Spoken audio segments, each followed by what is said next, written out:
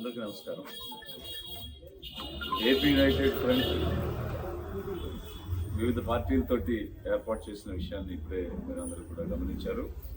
ఇక్కడ ఆల్ తెలుగు ప్రజా పార్టీ కార్యాలయంలో మన అధ్యక్షులుగా ఉన్నటువంటి శివభాగ్యరావు గారు, అలాగే లక్ష్మణ్ గారు, చెన్నకేశ్వర్ గారు, రఘు గారు, మరి ఈరోజు వస్తున్నటువంటి ఎన్నికల్లో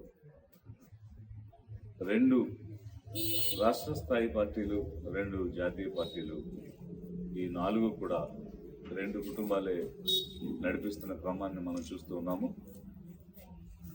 ఈ 2 కుటుంబాల ఆధ్వర్యంలో ఒక ఆధిపత్య పోరు జరుగుతున్నది.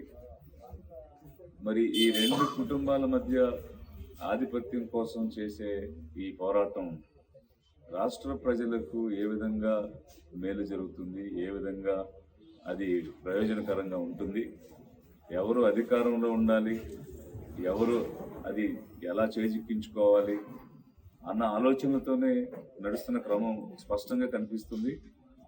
వారి యొక్క ఆలోచన విధానాలు మనం చూసినప్పుడు పేద ప్రజల గురించి కానీ, రాష్ట్ర ప్రజల గురించి కానీ, రాష్ట్ర అభివృద్ధి గురించి కానీ, యువకుల యొక్క ఉద్యోగ భద్రత గురించి కానీ, వారికి కల్పించాల్సిన అవకాశాల గురించి కానీ చర్చ అనేది కనిపించడం లేదు.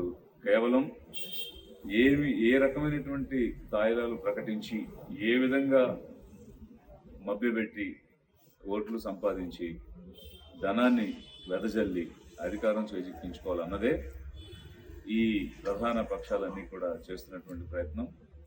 అలాంటి తరుణంలో ఈ రాష్ట్రంలో ఉన్నటువంటి ప్రజలు ఎంతో విఘ్నతతో ఆలోచిస్తున్న క్రమంలో వారందరూ కూడా ఒక ప్రత్యామ్నాయం లేదు. ఈరోజు ఈ 2 కుటుంబాలు అధికారం కోసం కొట్టుకుంటూ ఉంటే మనం ఎందుకు సమిధులు కావాలి, మనం ఎందుకు బలి కావాలి, రాష్ట్రాన్ని అభివృద్ధి పదంలో నడిపించగలిగే ఒక నాయకత్వం కానీ, ఒక యోగ్యత కలిగినటువంటి ఒక వ్యవస్థ కానీ లేదా అని ఆలోచిస్తున్న తరుణంలో ఈ యునైటెడ్ ఫ్రంట్ అనేటువంటిది వివిధ పార్టీలతోటి ఈ రాష్ట్రంలో ఏర్పాటు చేసి 3వ ప్రత్యామ్నాయంగా ఈరోజు ఒక అవకాశం మన రాష్ట్ర ప్రజలకు కల్పించడానికి మేము ఒక ప్రయత్నం చేశాము.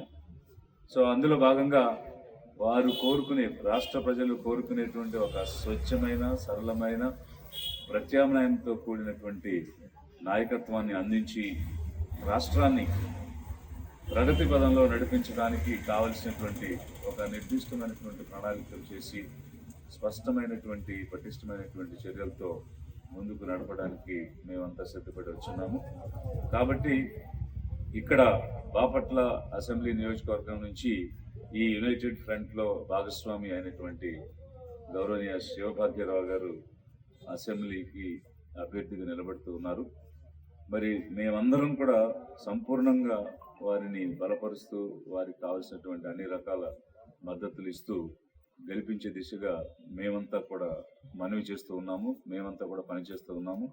ఈ ప్రాంత ప్రజలను, రాష్ట్ర ప్రజలను ఇప్పుడున్నటువంటి ప్రజాస్వామ్య వ్యవస్థలో ఉన్నటువంటి ఇబ్బందుల్ని గమనించమని, ఇది ఒక నియంతృత్వ వైపు నడిపించడం కాకుండా ప్రజాస్వామ్య విలువలు కాపాడుతూ ప్రజలకు స్వేచ్ఛ, స్వాతంత్రం అందే విధంగా పనిచేసే ఈ యునైటెడ్ ఫ్రంట్ కోసం మీరందరూ కూడా ఆదరించి ఒక విఘ్నతతో ముందుకు వస్తే రాష్ట్రాన్ని మనందరం సంఘటితంగా, సమిష్టిగా ముందుకు తీసుకువెళ్దామని చెప్పి తెలియజేస్తూ ధన్యవాదాలతో ముగిస్తున్నాం. ప్రధాన కారణంగా ప్రభుత్వానికి సలహా ఇచ్చింది మీరేననేది ప్రధానంగా చర్చ అవుతుంది సార్. మీరే మళ్ళీ రాష్ట్ర ప్రభుత్వం సరిగా విధి విధానాలు, సప్లా నిధుల్ని దుర్వినియోగం చేస్తుందని చెప్పడం హాస్యాస్పదంగా కనపడుతుంది. దాని మీద మీరేమంటారు సార్? సప్లా నిధులు మళ్లించమని చెప్పారు అనేటువంటిది ఫస్ట్ టైం వింటున్నాను నేను ఇప్పుడు మీ దగ్గర. ఆ సప్లాను అమలు చేసే శాఖ కాదు నాది, ఆ రకమైనటువంటి సూచనలు ఇచ్చే ఏమంటారు దాన్ని అడ్వైజర్స్గా పనిచేసిన వ్యక్తులను కూడా కాదు మేము. అంటే అడ్వైజర్స్గా ప్రభుత్వం నియామకం చేసుకుంటూ ఉంటుంది, వాళ్ళకి ఏదో క్యాబినెట్ ర్యాంకులను అవన్నీ ఇచ్చి ఆ విధంగా చేసుకునేటువంటిది కూడా కాదు.